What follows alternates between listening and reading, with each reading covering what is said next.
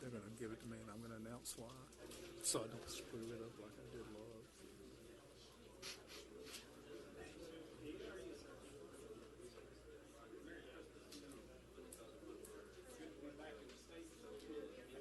So is that resolution on there as an add-on? No, because I already ran all the copies and had it all done.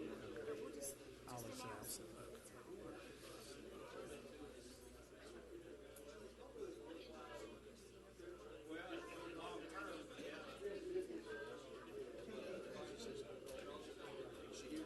She's on her way back, yeah.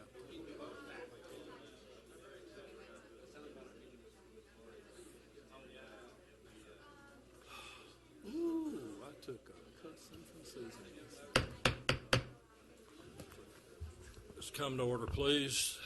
Welcome everybody here this morning for this board meeting. If you have any electronic devices, please silence them at this time.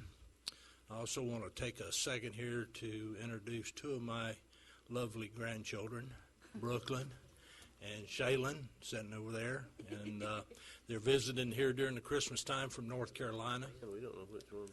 Do what? Are they going to stand? You going to stand? Stand up back there, Brooke. Grandpa. There you go. Now, Shay will turn red, I'll tell you. Anyway, welcome to everybody.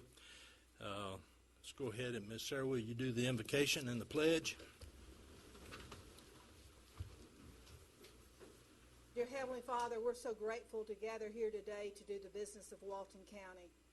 And at this holiest of seasons, we thank you for the birth of Jesus Christ, and we thank you for being able to live in a country where we can practice our religion, whether we're Jew or Gentile, whether we're Muslim or Islam. We thank you for that right and that freedom.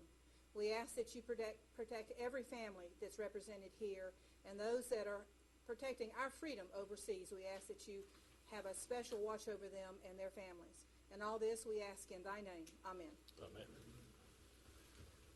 I pledge allegiance to the flag of the United States of America and to the republic for which it stands, one nation, under God, indivisible, with liberty and justice for all. Also, like to acknowledge that Commissioner Meadows is not here this morning. She is with her parents in Tallahassee, trying to assist them over there. And if you will, keep her and her family in your prayers. Thank you. Mr. Jones. Thank you, Mr. Chairman. We have a couple of additions under the clerk's item. The approved. Thank you, Mr. Chairman. Under the additions to the agenda, under the clerk's consent agenda item, we would like to add to approve the records disposition request.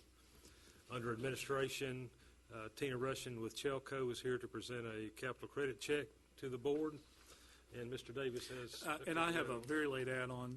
It's a resolution regarding the Mossy Head Industrial Park to essentially declare the highest and best use for the property out there. It's a title issue that we're trying to finish up with Loves. Okay. Got a motion to... Motion to approve the additions and deletions. Second.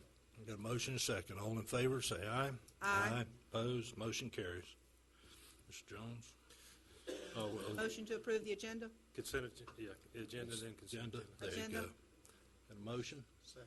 And got a second. All in favor, say aye. Aye. Motion carries. Approve the consent agenda. Motion to All approve. right, we need a motion to approve the consent agenda. So moved. Second. A motion and a second. All in favor, say aye. Aye. Motion carries.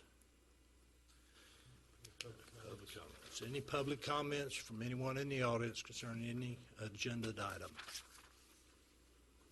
Seeing none, move forward. Thank you, Mr. Chairman. Actually, we're going to celebrate Christmas, kind of. We've got two checks to be presented to the board, one from Tina Russian with Chelco and from Tom Conley from the Florida League of Cities. So we will entertain Tina and Tina, Tom. you want to come up first?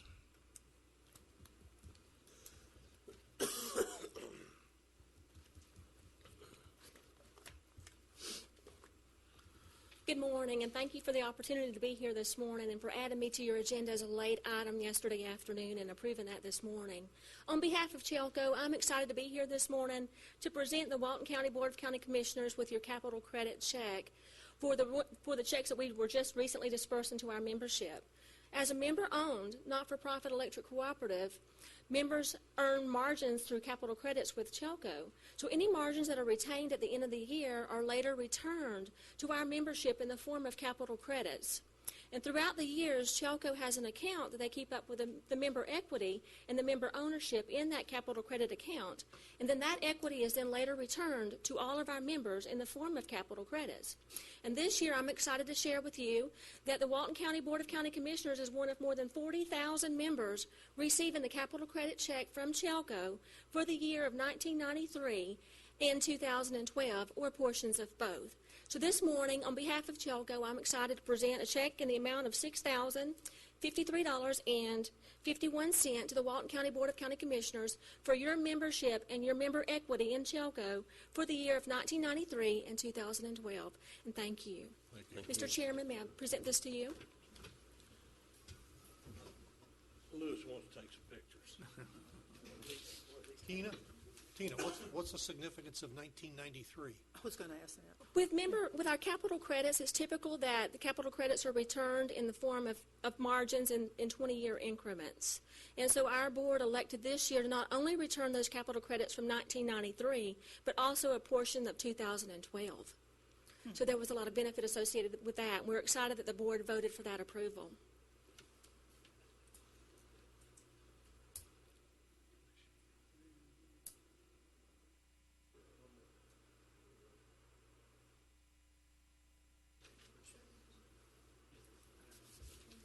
Thank you, ladies and gentlemen. You just will stay down there. Good morning. Morning. I'm Tom Conley with the Florida League of Cities, and the county has purchased your property insurance from the league for many years, and we appreciate your loyalty. We are also, like Chelco, we are a member-owned nonprofit. And I was just listening to the radio yesterday, and I heard about how homeowners' premiums in Florida are more than double the national average. And that's because of the exposure that Florida has to hurricanes, of course. Well, we just got through our 7th year without having to pay for any hurricanes as an insurance company. So wouldn't it be nice if your insurance company gave you back that money that they collected at the beginning of the year? Well, that's what the Florida League of Cities Board has voted to do for the last 7 years now. We've given back a total over those years of $52 million back to our members. So I'm happy to bring a check to Walton County for your share of 2013 return of premium, and it is $96,717. Fantastic. Yes.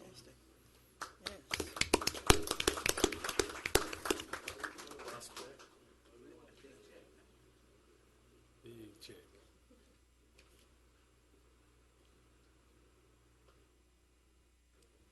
Those two combined give us over $100,000. Yay. Yay. There's one that matters. That's right. Okay. Thank you all. Thank you, Tom. Make sure Wanda gets that. Yeah. That's it. It wasn't. How's that made out? You said to make it out to. It made it out to me. Yeah, I understand. All right. Next item is the Children's Advocacy Center. And I'm sorry I have difficulty with that word. I'm going to defer to Mr. Davis. Thank you, and it's good to see Julie here. Commissioners, we are beginning the process of possibly turning over property through Florida statute and our own policies to the Children's Advocacy Center to establish a center here in Definiak Springs. There are some steps we have to jump through. There's always a learning curve, and Loves has taught me a few lessons. So there's some steps we have to jump through, and I'm asking you today just to allow me to start the process to get those steps accomplished so we can do what's necessary to hopefully accomplish the sale of the property or lease of the property to the Children's Advocacy Center. Yeah. I thought we were looking at maybe a 50-year long-term lease. Is that right? Yes, ma'am. Yes. Yeah. So we had discussed. You could. Yeah. All I need you to do is authorize me to start the process. I will make that motion. Got a motion and a second. All in favor say aye. Aye. Opposed? Motion carries. Julie, would you like to make a I would like to comment? say just a few words. First, thank you all for allowing me to come today. And then thank all of you for, when I met with you individually, for supporting our vision for the Children's Advocacy Center here in Defuniak. And beyond that, I really learned that you all really are committed to taking care of kids. And you all know this. We've been at the Niceville Center for 13 years, and we've provided services to thousands and thousands of children over the last 13 years. And in Niceville, the center is located next to a nursing home. It's in a neighborhood. Because I truly believe that child abuse is a community-owned problem, and I think as a community we all have a responsibility not to take care of only our children, but all the children where we live. So a year and a half ago we opened a small center on Highway 90 just to kind of get started, and we wanted to come into the community and have the community embrace us, and we wanted to bring good things to the community, and I think that has happened the last year and a half. And in 2009, before we actually started our work in Walton County, we saw 80 children, or 62 children from Walton County. And last year, in 2012, with us actually being in the community, we saw 242 kids.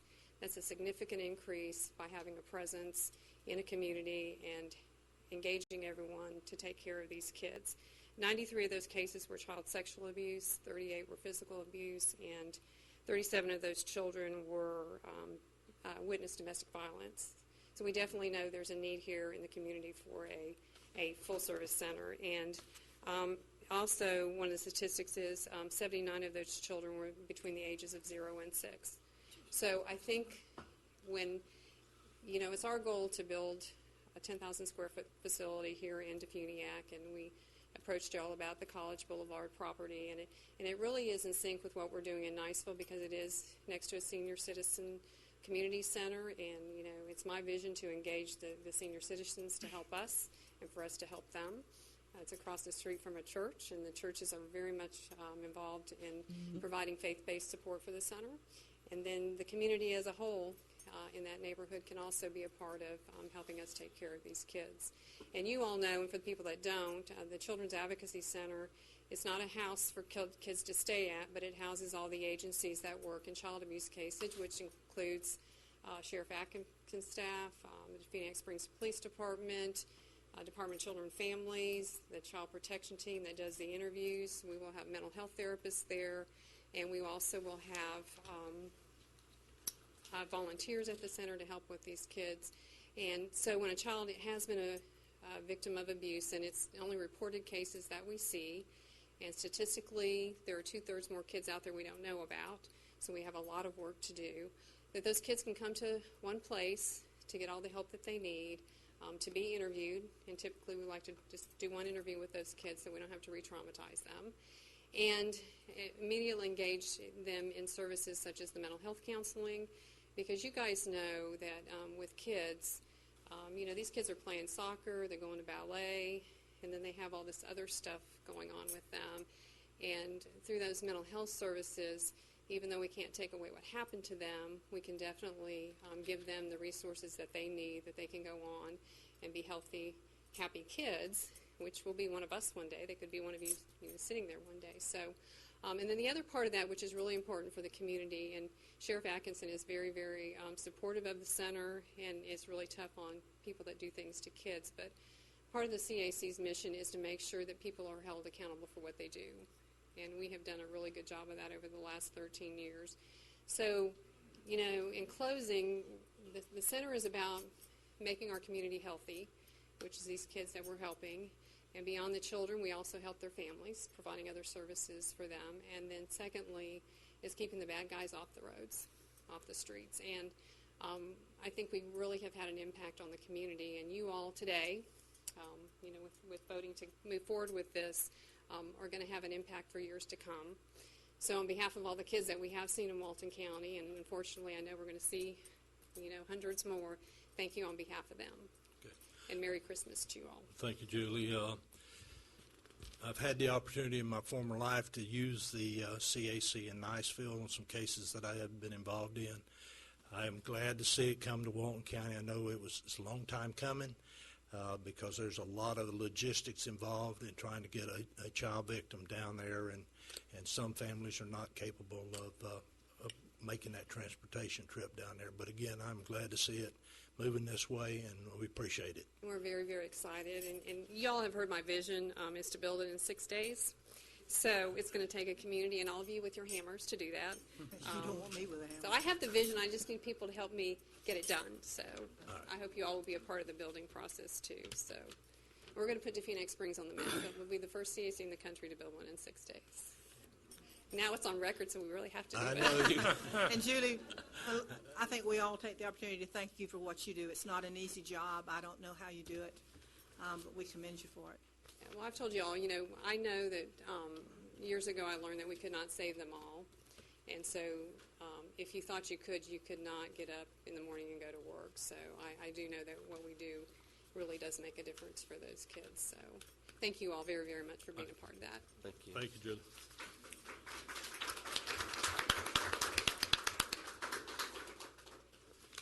Mr. Chairman, excuse me. Yes, press on. Okay. The next item is regarding Empire Trucks. Just a little brief history. Several weeks ago, Matt Work, city councilman from Defeat Springs, called me and asked me to call Keith Snow with Empire Trucks. That Mr. Work was a neighbor, and Mr. Snow worked for Empire, and they were looking for a facility somewhere in Defeat, and being a member of the council, he reached out to Mr. Work, and he was unable to locate a facility, so he thought of the Mossy Head Industrial Park, and so that started the ball rolling. So you have before you a proposal from Empire Trucks to locate a facility in the Mossy Head Industrial Park. Someone said, well, that's the second one proposal you've had in just a few months. And I said, really, it's the second one we've had in 12 years. So we're certainly excited that we have that proposal. It's staff's recommendation that you approve that conditionally, and those conditions are simply that the facility that we have discussed with Empire will be incorporated into their purchase agreement, and timeframes to build that facility incorporated in the purchase agreement, and that you further authorize Mr. Davis to move through the same process as he mentioned with the Children's Advocacy Center in this acquisition of property as well. Well, I'd be glad to make that motion. I'd like to make a comment. You're right. Was it 12 years ago we started this process? And I think we paid maybe $400 an acre in switching it. So even at the $20,000 purchase price, we're making a profit. But yet that's not what it's all about. To me, Love's was the key to creating some real substantial permanent jobs in this county. Love's is just the beginning now, this, and then I think we have another nibble at the hook. So we have the opportunity to be able to provide hundreds of jobs in Mossy Head. Commend Mr. Infell and always you, Larry. It was your vision many, many years ago for this to happen. And well, it's certainly a collective effort, and it takes folks like Mr. Work that will say, hey, we couldn't do it here. How about y'all give it a shot? And Keith Snow with Empire is here, and I'm sure if you have any questions, he'd be glad to, or if he has any comments to make. Well, I'd like to second the motion that Commissioner Commander has just made, and I'd like to comment that Empire Truck has a terrific reputation, and I think will enhance the industrial park that we've got out there. They'll enhance the fact that Love's is in there, and yes, we've got other nibbles, but I think that in and of itself, from what I've researched on Empire Truck Company, I'm very pleased to have them come to our community. me too. They're looking to spend about $4 million on a facility, so that is significant. Keith, any comments from? Glad you guys invited us down here. Looking forward to it. Thank you. Understand that several other people looking as well. Thank you. Thank you. Mr. Work, do you have any comments? Okay. Finally. Finally. But we thank you, Mac, for the opportunity of bringing this to us. We have a motion and a second. Any further discussion? All in favor say aye. Aye. Aye. Opposed? Motion carries. So we got planning and development. Mr. Chairman, Planning Department is going to make just a brief presentation on the local mitigation strategy. And the request, we really don't need any action other than to make sure that we notify those who are a part of this committee that it's very important that we come together and do the work that they're tasked to do. There's some funds that are out there available, but absent the list of priorities presented through the Local Mitigation Strategy Committee, we're not going to get consideration for those grant funds. So Renee's just going to give you a brief update of where we are and what we need to do, and just ask that the board bless this effort and allow us to notify those who are on the committee of the importance of us getting together in the very near future to do prioritize those list of projects. Thank you. Good morning. Renee Bradley, and I'm here representing the Local Mitigation Strategy as the chair. I'm here this morning to familiarize the board with the Walton County Local Mitigation Strategy Working Group, and to ask the board to acknowledge the importance of the work of this group to Walton County, and to request the support from the board for the participation of this work group to the county departments and other jurisdiction agencies and organizations. The county's local mitigation strategy plan is required by FEMA and the state to reduce and eliminate the risks associated with natural man-made hazards. These plans must be in accordance with the Disaster Mitigation Act of 2000, which is a mechanism for collaboration between the state and local entities, such as the cities, school boards, and utility companies, to mitigate hazards. Without an approved LMS plan, Walton County would be unable for many federal grants. And the LMS plan must be updated every 5 years to remain in compliance. We have a current adopted plan that meets the current federal and state requirements. Our current plan must be revised in 2015. Additionally, our current mitigation list is in need of an update. For the last 2 years, the working group has been struggling with this effort. The urgency of this request is based on a notice of funding availability that we have recently received from the state in the estimated amount of $1,457,464. Additionally, the Florida Department of Emergency Management has contacted us and volunteered to come on January the 16th to help us apply for the grants for this money. During this visit, Miles Anderson with the state would also like to visit with each of the commissioners to answer any questions that you have about this program. I'd be glad to answer any questions for the board. Any questions? How will these projects, as you move forward with them, do we have to do work on these projects prior to submitting them, or are they going to grant us the project and then we do the work? How's that going to work? What they've asked us to do, sir, is brush up our list, was basically their words. So what we need to do is re-rank these projects. We have a lot of projects that need to come off this list. They have to meet the criteria of mitigation. But what I'm saying is, will they approve this project before we do any work on them? Yes, sir. Engineering Yes, design? sir. That's Okay. why they're coming on the 16th, to make sure that the Okay. project that we're requesting is available for the grant. In other words, there's not no upfront cost before we get started to see if we No, can sir. get it approved. No, sir. Mr. Chairman, our request is that the board would move to allow you to sign a letter to each of the members of this committee stressing the importance of their participation at a date and time prior to that January 16th visit from the state, so that we can move forward to re-rank and reprioritize these projects. You need a motion on that or just direction? I think a motion would be strong. So moved. Give it some Second. teeth. Got a motion and a second. All in favor, say aye. Aye. Motion carries. Thank you very much. Don't have anything? That's all we have, Mr. Chairman. No, that ain't Mr. Bagby. Hey. Good morning, Michelle Ray, TDC. Mr. Bagby is away in Tallahassee attending meetings at Visit Florida and FADMO, and I'd like to present some updates for you. The first thing is to remind everyone that tonight at 5 o'clock at the Coastal Branch Library, the TDC is hosting the Sports Complex Workshop.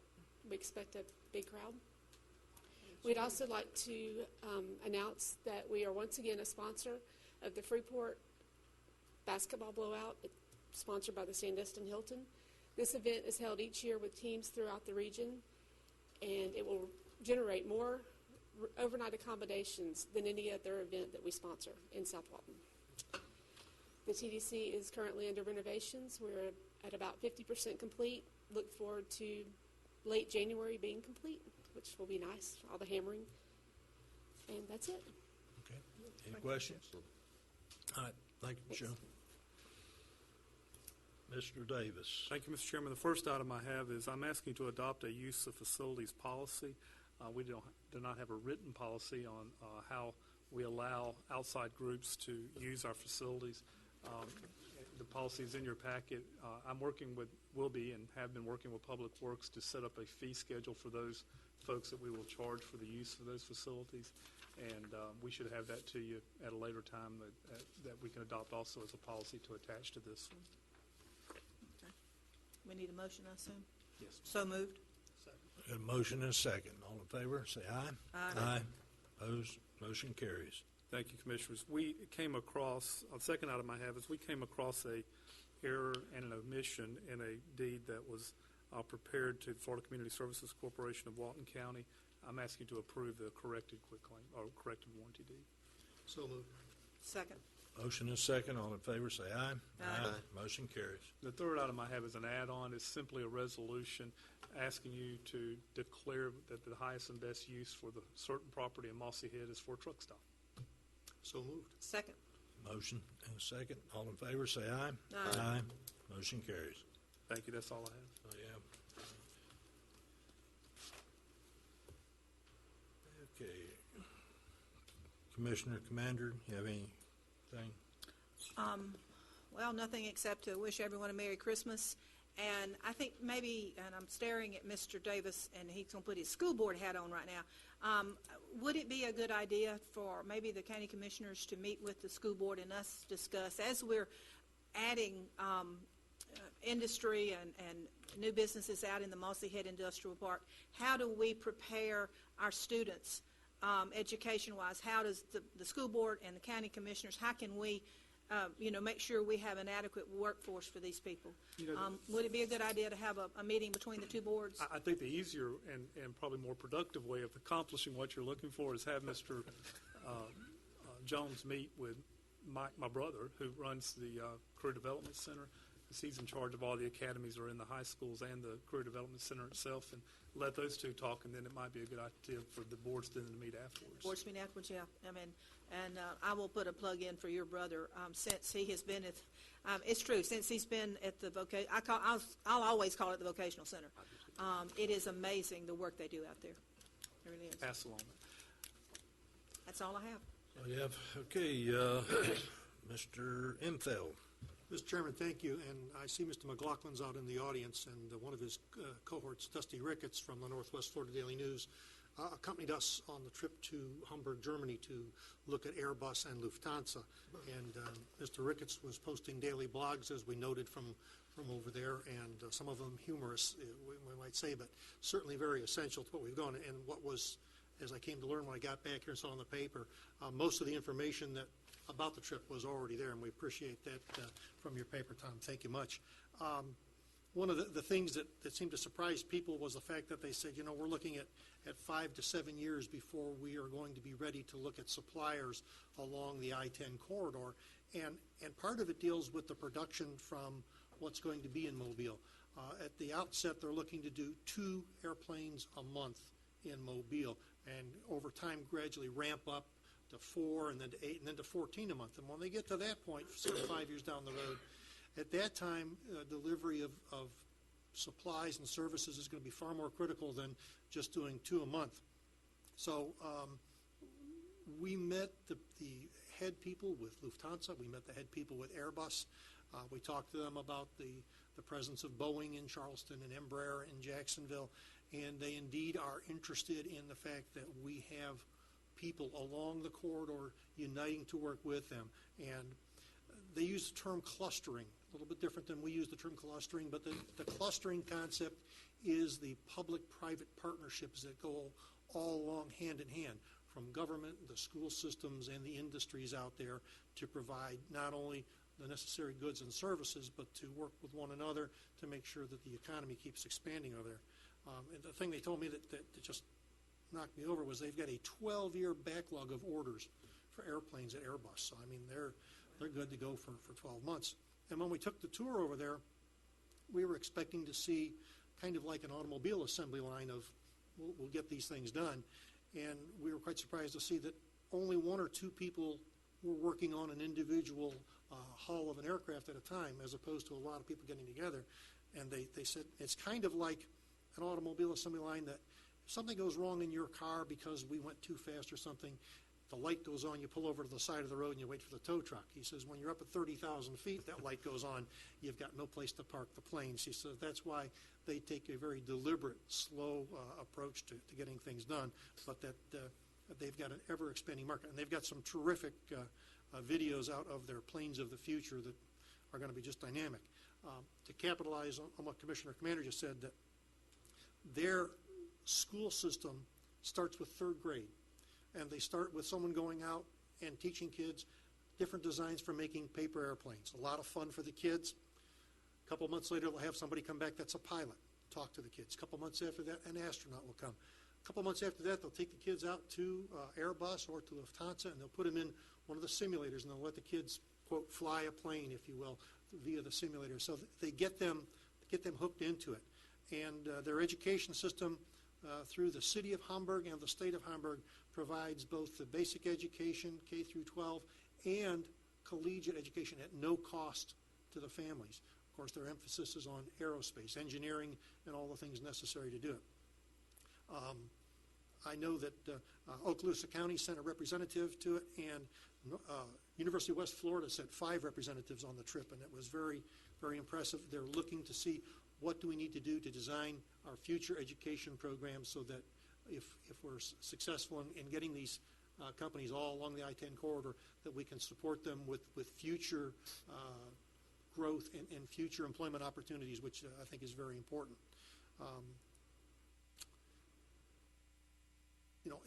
We've primed the pump. We've primed the pump. Nobody's coming back with anybody. I've got this company coming, that company. But the relationships have been established. Again, the key leaders from the major aerospace industries over there are engaged with us, are talking with us, and we need to be staying in touch not only with them, but with our neighboring counties as this 5-county coalition moves forward to bring in, because what impacts Okaloosa is going to impact us, and what impacts us is going to impact Escambia. And I appreciate that I had the opportunity to go over there and represent Walton County. How was the Wiener Schnitzel? It was good, but they had a lot of potatoes and a lot of cabbage. Any way you wanted it, and that was about it. Cabbage in any form. And just one beer. Just one? Just one beer? Just one. All right, Mr. Pridgeon. Yeah, I'd like to wish everybody a Merry Christmas and a Happy New Year, and everybody be safe over the holidays. A lot of people are going to be traveling. Everybody needs to be careful. Well, let me pass this out to each one of the board members. It's in reference to my agenda item. We've got the canvassing board that's going to have some work to do next year. At the present time, Commissioner Pridgeon sits on the canvassing board, and due to a re-election, he wouldn't be able to do so. So due to a change in the law, now we also have to appoint an alternate to this. The chair automatically serves on it, but in the event of disqualification or some other issue, then we need to appoint an alternate to serve on that. So kind of slim pickings here. I'll make the motion for Mr. Enfield. Second. We got a motion and a second. All in favor, say aye. Aye. Aye. Opposed, motion carries. Well, that takes care of that. Easy enough. Easy enough. All right, the only other comment I have is, again, I want to wish everybody a Merry Christmas and a Happy New Year. And if you are traveling during this time, to be safe, a lot of traffic. And go back, put my law enforcement hat on if you're going to drink, and get you a designated driver. All right. Other than that, we'll move on in the agenda. Mr. Armbruster.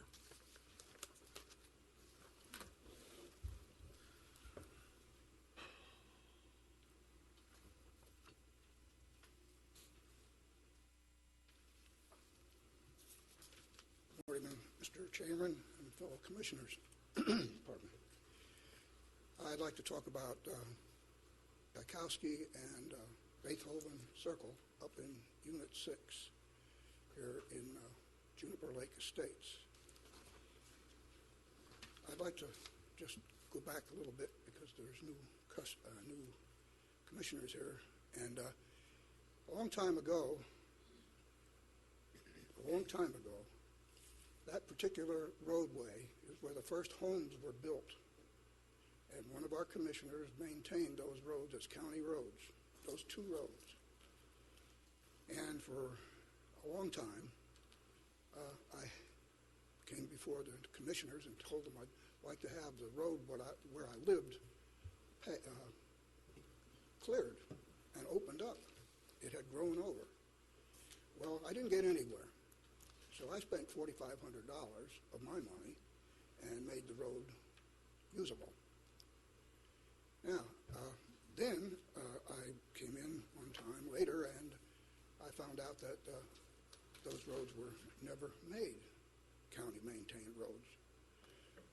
And I had to dig up all the documents to prove that that was a county-maintained road, and it was the first two roads that were made county roads, period, maintained roads. And it rolled along for a long time, and nothing was really happening. And so then one day I came to one of these meetings, and at that particular time I had all the documentation to prove that they were the first two roads in that subdivision that were made county-maintained roads. Well, then they seen the handwriting on the wall then, and then I proved it all. So then, graciously, Ms. Commander made a motion at that particular meeting that what we do is go ahead and formally accept these two roads as county-maintained roads, and since it was such a long time already had passed, that we go ahead and pave it. Well, her intentions were very good. And then, of course, someone made an amendment to that and said that we'll put them on the paving list. Well, to me, that was fair, really fair. However, years rolled along, and I couldn't get any straight answers from the government. Now, I got the names of the three people here. I have their cards. And I understand that they're no longer working for the county. But I went down to see this gentleman by the name of Starsky Harrell, who was in charge of the roads. And if I'd have been a commissioner, he'd have been fired on the spot for what he said to me.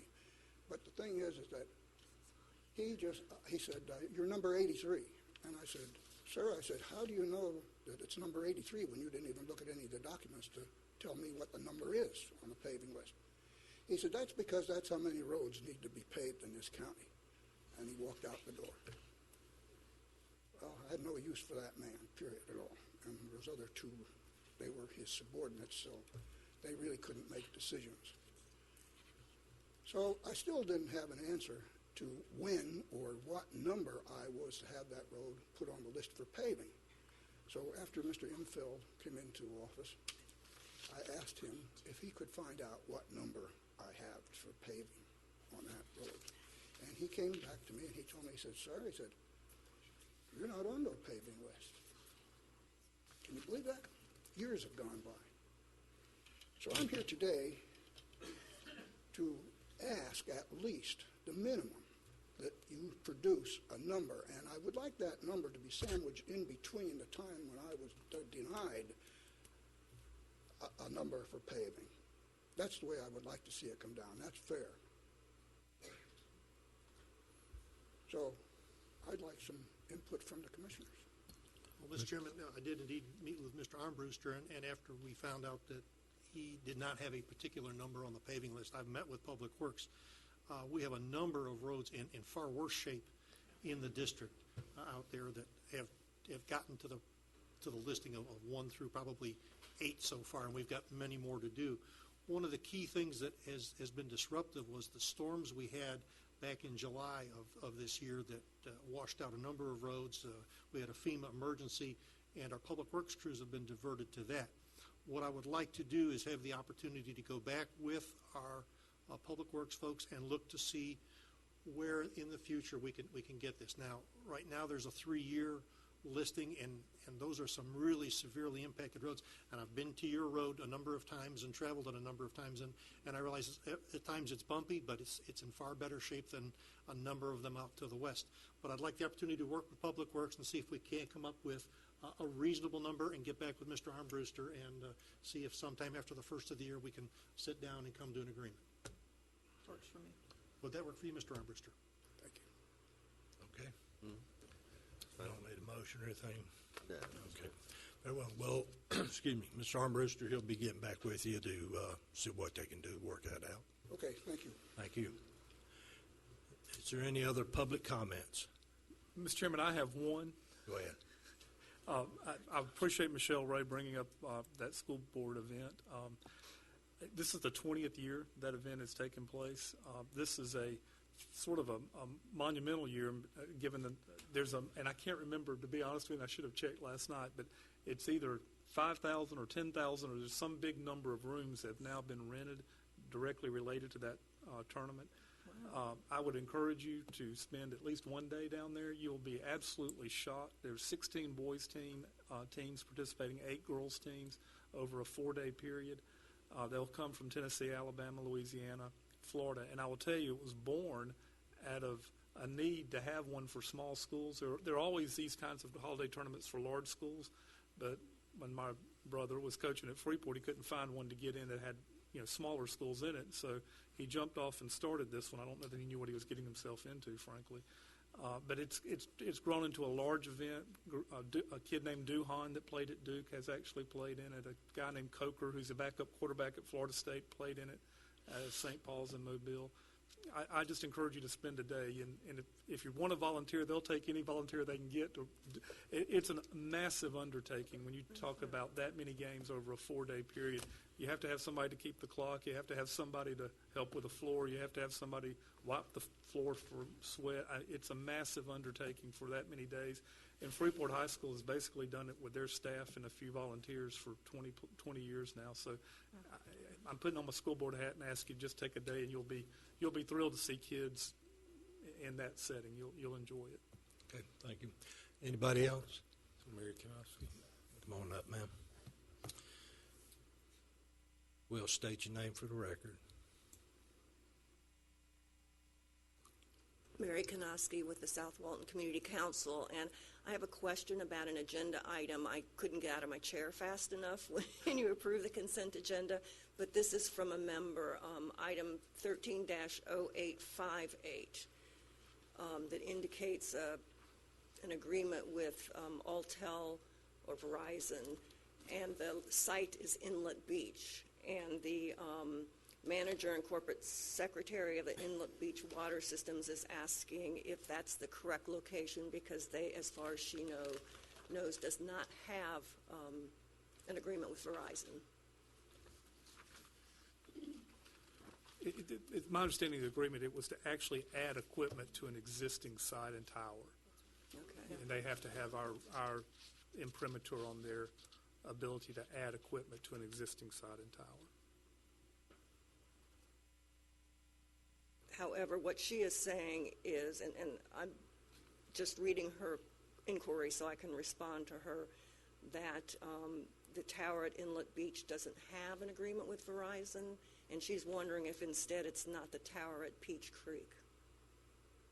Actually, the agreement was with Altel, who's now Verizon. So I will check and make sure, but I'm almost certain they do. Okay. But I'll check and make positively sure. Yeah, I wanted to say it was very, very recently we had the agreement signed. Okay. And is there some way I can follow up so I can get back with a member? Give me a call. Okay, thank you. All right, any other comments? Seeing none? Just, staff, anything? Yeah, does staff have any questions? Okay. Just, if I might, Mr. Chairman, on behalf of staff, we want to wish the board and the public a Merry Christmas. I want to say thank you for your support over my time over the last several months, and for staff, what you've done for them over the past time you've been in office. We're looking forward to an exciting year next year, ready to get it kicked off. So we want to say Merry Christmas and Happy New Year, and thank you for the support you've shown us over the past year. We also want to make the board aware and remind staff that we're having a open house and lunch at admin from 11 to 2. We've got plenty of good food, and we look forward to each of you coming there. Okay, thank you. Anybody else? I'll entertain a motion to adjourn. Second. A motion and a second. All in favor, say aye. Aye. Carried.